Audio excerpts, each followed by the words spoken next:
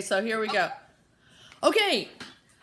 Hi, we're reviewing Prince Puggly of Spud and the Kingdom of Spiff with Chassie and Isaac right now. So they're going to help me out. Is Evan in? Okay.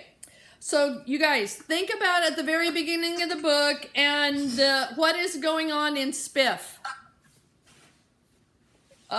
Remember some lost their king. No, Spiff. Remember, that's the fancy one. Spiff. Where Franny lives. Oh. They're getting ready for a ball thing. They're getting ready for a ball. But what does Franny not want to do? Dress up. Chassie, what does she not want to do? She doesn't want to dress and doesn't want to leave books. She doesn't want to leave her books or her pillows. Okay, and what happened in Spud? What is going on in Spud? They just lost their king. They just lost their king because he, what? Why did he leave, Chassie? He wanted to be a hairdresser. He did want to be a hairdresser. And did he want to dress like them, or did he think he was better than them? He thought he was better than them. Yeah, he thought he was too cool for school, right? Too cool for Spud, anyway. Okay, so he left, and so then they went looking for someone to take his place, and who did they pick? Puggly. Yep. Hi, Evan! Hi! Can you hear me? Yeah. Okay, so we just started a second ago. So they picked Puggly because why? Because of his clothes? Right, exactly, because of his crazy clothes, yeah. And then he didn't want to leave his house. Why didn't he want to leave? Because of his grandma? Yes, because of his grandma. Okay, so when King Dandy was talking to Princess Francesca, he thought she was crazy because what made her crazy? Did he think? Books, right. Her reading her books. Okay. So, then remember the butler came in and told King Dandy that there was a new prince in Spud, and so he was going to have to go to the coronation. And so when he went, what happened? He got a letter to go to a party. Well, before that, Chassie, what happened when King Dandy went to Spud? Or Isaac? Well, they thought he was a robber. Right. Because he was wearing all those crazy stuff. Yeah, because he said that it smelled in Spud, remember, because of all the mud and everything. Yeah, so they called him a bandit, and so he felt insulted. Yeah. Okay, so then, like Evan said, Puggly got a letter, an invitation for Him to go to the party. The centenary ball, and he was very excited because he had never gone to a party before. He had never gone to a party before. Exactly, he was so excited. So it's the time for the party, and everybody's there, and when they're at the party before Puggly gets there, and there's quiet because Prince Hep said something to Francesca. What did he say? To who? What did Francesca say to Prince Hep?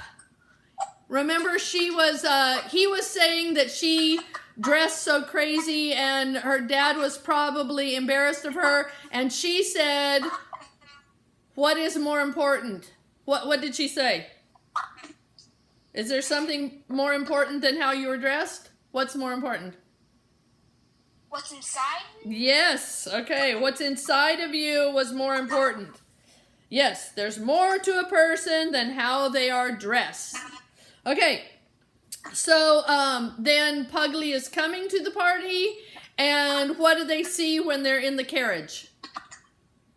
A weeping girl. A weeping girl, the girl who's running away and crying. Yes. Okay, so leaving Spiff. Okay, so then Puggly feels like he's made a bad impression on everybody because they made fun of him. And so when they were so mean to him, so when he left the party, what did he do? He said that he wanted to quit being Prince. And he gave his crown to the driver. Crown to the driver. Yes, he gave the crown to the driver. Okay, and then he abdicated. That's the big, word for stop being a prince. Yeah, he abdicated. Okay, so then he's like so sad, and then he's walking around, and then who does he see? Francesca. Francesca, yes. So she's down there by the stream, yeah, under the bridge. And then they devise a plan to get back at everybody who was mean to him. What did they figure out? They decided to wear clothes made from fungus, all types of weird stuff. Yeah. And pretend that it was super fast. Yeah. So they said that it was a fashion so cool that it was so new that it came from next week. Yeah, yeah. So they went to the ball, and Franny introduced him as somebody that he really wasn't because he was all disguised. And then that Ruby LaRue thought it was so great, and so she was going to make everybody dress like that, right? Okay, so then he took it all off, and they thought that they would get the hint that it was just a joke, but they didn't. And then he had only underwear on, and then they went to Spud, and then what happened? Chassie, what happened when they got to Spud? Will you repeat that? I couldn't really hear you. Okay, when after he took off all his fungus and he only had underwear on, and then they left and they went to Spud, what happened when they got to Spud? Everyone was angry at them. Yep, everybody was angry at them, at Puggly for sure, huh? Yeah. Yep, because he had abdicated, and then when he explained what happened, then what did they do? Did they forgive him? Yes. Yes, they forgave him and welcomed him back in. And so then Franny wanted to see his books. And what did she find out when she saw all of his books? What? What did Franny find out when she looked at all of his books? She already had all the ones that her dad had. Yep, she had already read all of them, and so she was really upset. But then what happened?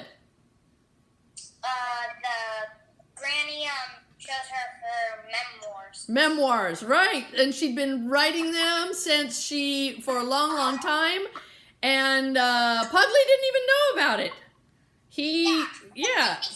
It was in the basement, in their old shack and everything, yeah. So her memoirs, her notebooks, at first Franny said, well, those are only a couple, and then they showed her down in the basement where there were so many that she was going to be able to read for a million years. So that was really cool.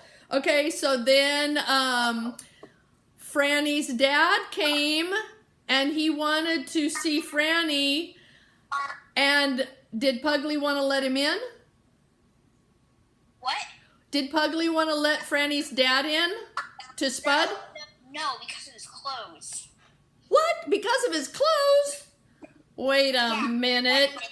Francesca explaining irony. Irony, exactly. Wait a minute. They were judging Puggly because of his clothes, and now he was judging King Dandy Von Fop because of his clothes. So that was irony. So then he felt bad, and then he let him in, and then they were hugging, and then the shaman said, let's have a party. And then all of a sudden, Puggly fainted. And then what happened?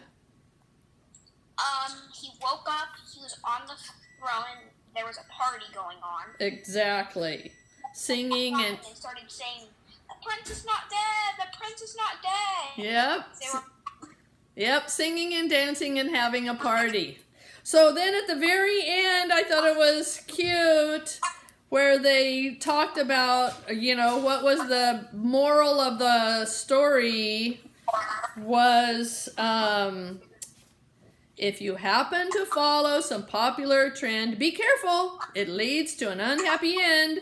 You may be accepted, you may knock him dead, but you'll also have festering fruit on your head. Yeah.